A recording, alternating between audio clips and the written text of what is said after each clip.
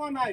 মই অসমত বহুত কেইটা দোকানত চাইছো, এইবিলাক ইহঁতে এই দোকানৰ মালিক যিজন আছে ইহঁতে যিবিলাক দাম বিচাৰি আছে আমাৰ অসমতকৈ অতি কম মূল্যত ইয়াতে বিক্ৰী কৰি আছে। আৰু দেখুৱাই আছো টপ নিউজ অসমৰ ফালৰ পৰা মই দেখুৱাই আছো নাম আৰু দোকানৰ নামখিনি মই দেখুৱাই আছো টপ নিউজ অসমৰ ফালৰ পৰা দেখুৱাই আছো।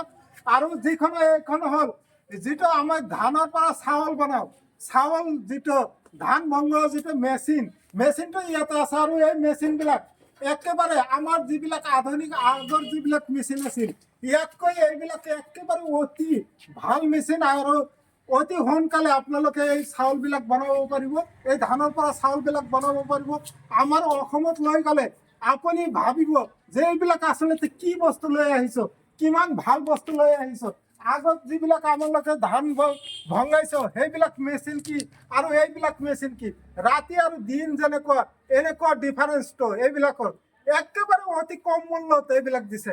আৰু যদি আপুনি সেইবিলাক দাম চায়, দামটো মোৰ পিছৰ ভিডিঅ'ত মই দেখুৱাই আছো। আৰু এই দামখিনিও আপোনালোকে চাব কিমান কম মূল্যত এইবিলাক বিক্ৰী কৰি আছে। টপ নিউজ অসমৰ ফালৰ পৰা দেখুৱাই আছো। আৰু ঘৰত যিবিলাক বস্তু আছে